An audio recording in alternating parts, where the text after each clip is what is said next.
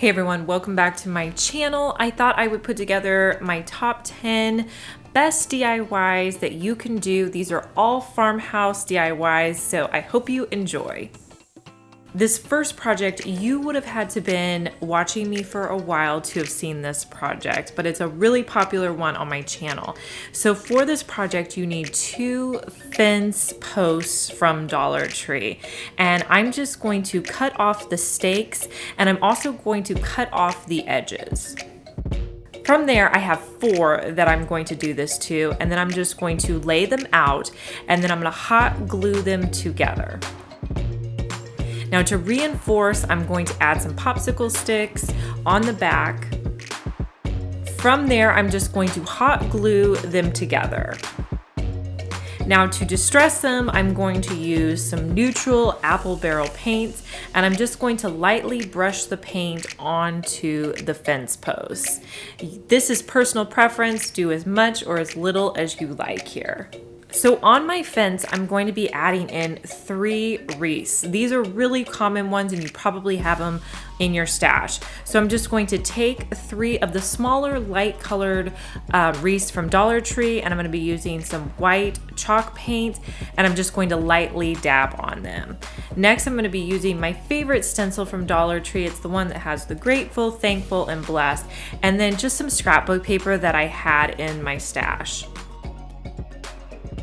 Next, I'm going to cut the paper into 3 strips, and then on the edges, I'm just going to cut out a little triangle. Then I'm going to take the stickers and put them in the middle of all of my different banners that I have. These wreaths are really easy to pull up on and manipulate, so I'm just going to pull up on them and add in my paper. If you want to secure it, you could always add in hot glue as well. So repeat that for all of your wreaths.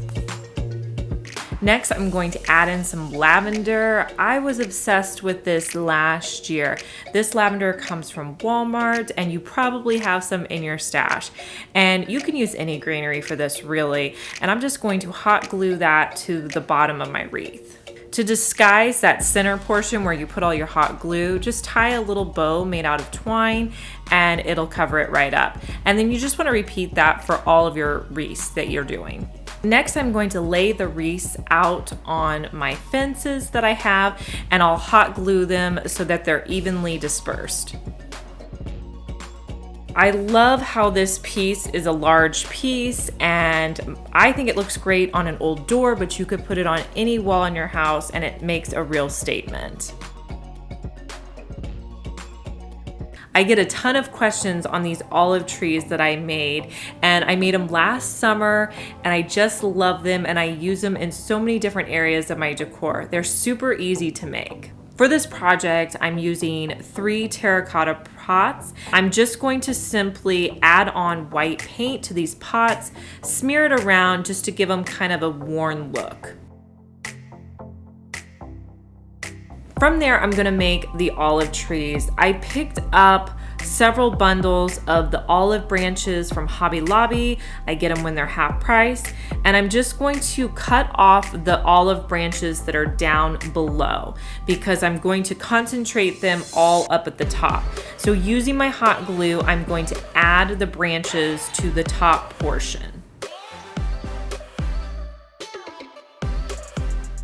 Once your hot glue has a chance to dry, you want to come in with some floral tape, and you're just going to wrap it around so that all of your little branches stay on the long stem of the olive branch.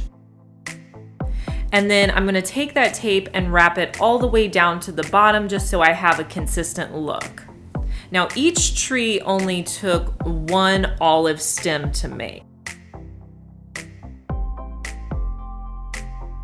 Next, I'm going to add foam down into my containers.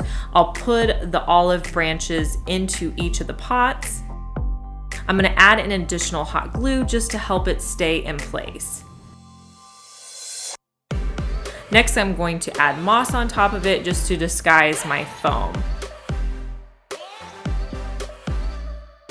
These are really inexpensive and they look very high-end sitting out.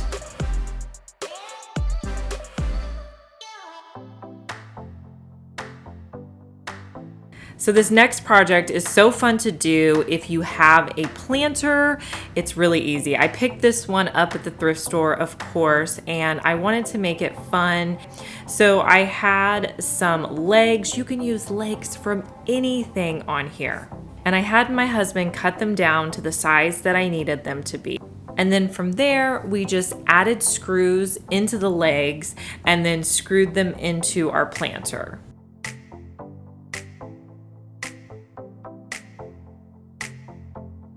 Next, I used my Cricut and I typed out the word herbs and I made a really inexpensive template. You can make templates with contact paper or any kind of paper that you have on hand. You don't have to use expensive paper for this. Next, I'm going to add my letters to my planter. I also used these little stickers that I had on hand from another project. They were probably from that project we just did. And now I'm going to lightly wash white paint onto the planter. So to do that, I'm just going to put a little bit of white paint into a container, add water, mix it together, and then from there, I'm just going to lightly brush it on and wipe away. I love the way this looks, and if you have something that has a nice worn look to it, this is a great way to just make it look nice and distressed and really cool. And this piece really still looks great today. It sat outside all summer last year and it still looks great for this season. So when you go over the letters, you may want to be a little bit heavy-handed just to make sure that you get the look of those letters once you pull off the stickers. So from there, I'm just going to pull off the stickers. Everything will have a chance to dry, and you can do any final distressing or add paint that you want to do. I like to add in herbs from Walmart, and this is just a fun way to make a small herb garden that you can keep outside of your house.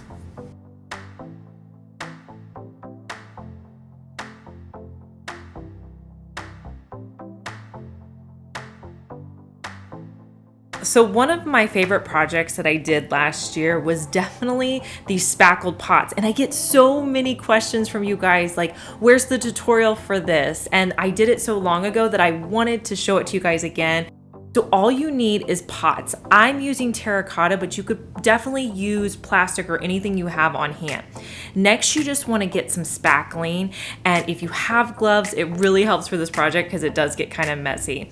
So all you want to do is just smear on the spackling. Now this is personal preference. You can do as little or as much as you like. I kind of mixed it up. Like some of the pots I went heavy with, some I did a lighter coating. So it's whatever you want to do. Once you smear it on, then you want to just dab it. And that's going to take that spackling and make it stick up so it has that like cool stucco texture to it. And I love the way it looks. And with every pot, I kind of make them look different. I go a little bit more, a little bit less, and I just love the look of them. From there, all you need to do is let your spackling dry completely. And then you can leave it like that, or to age it even more, you can add in paint to really give it a distressed look. Depending on what paint you want to use, I used greens and grays, whites and black, and I just kind of did it until I was happy with the look of the paint. You could definitely plant these with real plants outside, or you could use fake ones inside, whatever you want to do.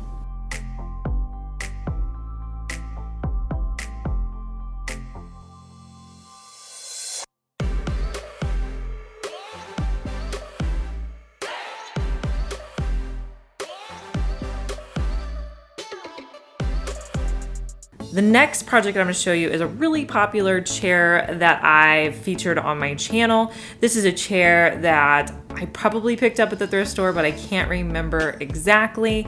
And I painted it with my favorite color, which is Duck Egg by Annie Sloan. You guys know I use this color a lot. And when I'm painting a chair, I like to start on the underside. And that way, when I flip it over, if there's any weird drips, I'm able to get those drips and it won't show as much. So that's kind of my justification for painting the underside. I don't know, but that's just how I do it. And I'm going to do 2 coats of paint on the entire chair. From there, I'm just going to wet distress. I like to wet distress when the finish underneath is a cool color. This chair was like a nice dark brown, so I knew it would look great wet distressed. So to wet distress, just get any rag and dry it out, and then you're just going to simply pull the paint off by rubbing it until it comes off. Next, I'm going to add in a stencil from Walmart. And you guys, I have been surviving off of Walmart grocery pickup lately, and I've been even getting craft supplies there. So if you have that and you're getting things off of grocery pickup, you can add things like stencils and paint to your order. So that's always a fun option as well. So I'm just going to start this stencil by putting it a little bit off center, and I'm just going to hold it down. You could always tape it around the edges. I kind of go back and forth. Sometimes I tape it. And whenever I stencil, I typically only do one coat. This is Waverly white chalk paint. I want it to have a little bit of a worn look to it, so it doesn't need 2 coats. And I'm just going to add in a couple more stencils on the base of the chair. It's just going to add a real subtle touch to this, but it makes it look a little bit extra special. And I think since this chair has a real smooth top to it, it's fitting to add in a stencil. And then to seal your chair, put a little bit of clear wax on a rag, wipe it on, wipe off the excess. Now, I do get asked, like, when do you use wax? When do you not use wax? For me, I use wax when it's going to be a high traffic item. So things that you're going to sit on, a stool, a dresser, I typically will use wax. But if it's just a piece of home decor that I'm doing that's just going to sit on a shelf, I don't usually spend the time to add wax. So that's just my rule, but you guys may have different opinions. Let me know down in the comments, because I'd love to know, if you wax every piece that you do. So this next project I actually did in the fall, but it's so farmhouse and I got such great response to it. Now, Dollar Tree had out these really cute little houses, and I just love the way they look, and I'm crossing my fingers that they have them out again this summer. So I'm just going to take some scrapbook paper. I felt like this was really neutral type of paper, and I'm just going to cut it out, and I'm going to continue to trim until the piece fits inside of my houses. And I'm going to do that for all 4 of the houses that I have. Once I get the paper cut down, I'm just going to hot glue it into the base. From there, I'm going to use my Cricut and some self-adhesive vinyl from Hobby Lobby. You can definitely pick this up. I will link a vinyl down in the description box as well. I'm just going to pull out the letters and place them into the center of my houses. For the O, I'm going to change it up a bit. I'm going to use those little wood birch pieces and hot glue them to make the O. Do you guys have these lying around? I have so many of these, so definitely I could do some more projects using these little birch pieces. Once I got done with it, stand back, see what you need to add, and I felt like I needed to add in this black around the border. So I'm just using a cosmetic sponge, and I'm lightly going to dab it around the edge of my house. And I just think this looks so adorable. I made it in the fall, but I really think it could be out any time of year.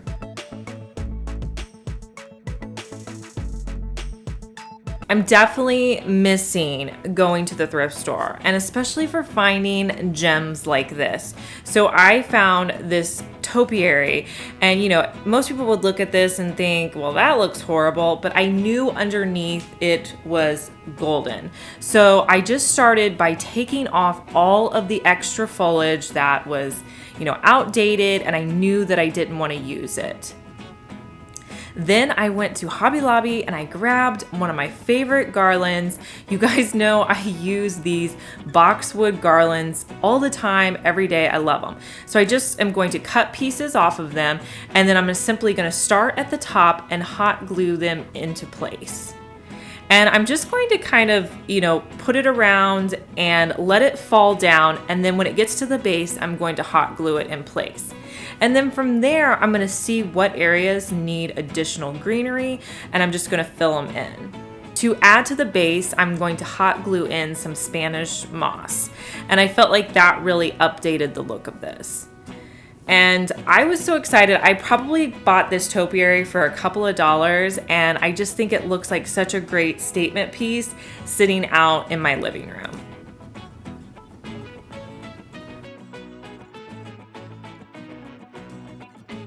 This next project I think is super farmhouse and really cool. When I was garage sailing, I found these awesome grain sacks for $2 each.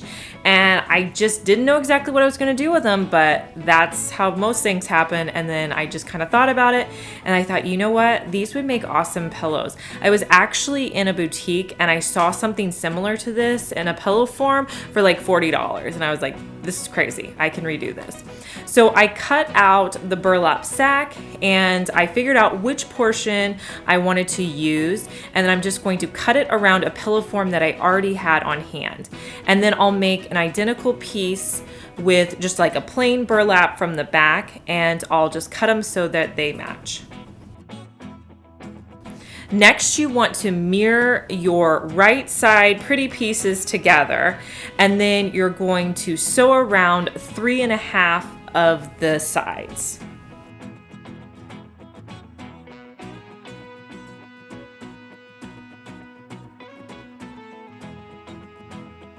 From there, I'll just twist it right side out and insert my pillow form.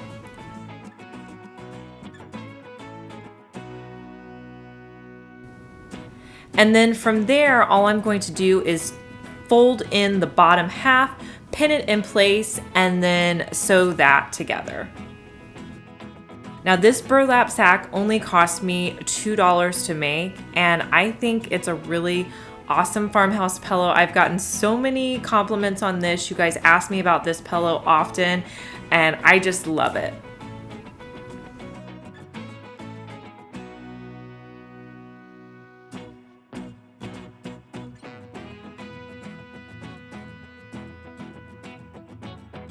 Whenever I'm going to the thrift store or garage sales, I'm always looking for unique old pieces, and I came across this crate. I don't know what happened to it, but I just thought it was too great.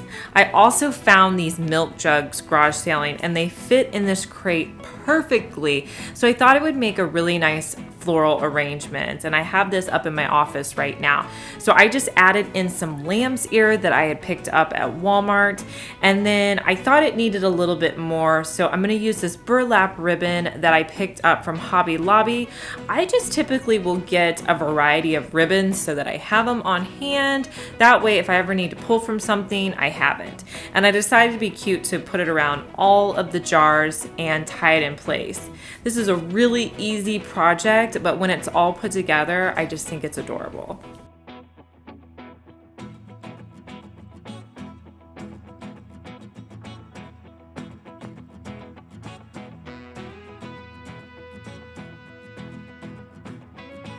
You cannot beat having a dollar wall art from Dollar Tree. And I think these are probably one of my favorite wall art pieces that I've done in a while. So the first thing I'm gonna do is just pick up some 8x10 canvases. And then from there, I'm gonna pull off the canvas part because I really wanna use the wood part underneath.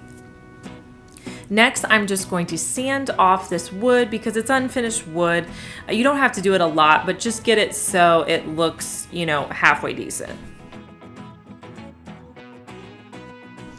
From there, you can stain it. My favorite stain/paint is called Vintage Effects Wash. I love it. I'll link it down below. I use it all the time. Essentially, it's just a paint that you want to brush on and then wipe off, and it acts the same as a paint, but it looks like a stain. So I'm going to do that for both of my canvases.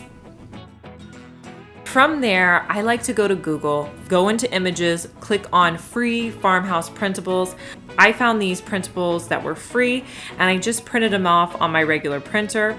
I'm gonna cut them out and hot glue them in place. And for me, I like to put these in a grouping. They also look great in a wreath. I have one of them right now in my bathroom hanging in the middle of a lamb's ear wreath, and they are $1. You could put them on a wreath outside your front door. It's just a really cute little touch that I think makes a big statement.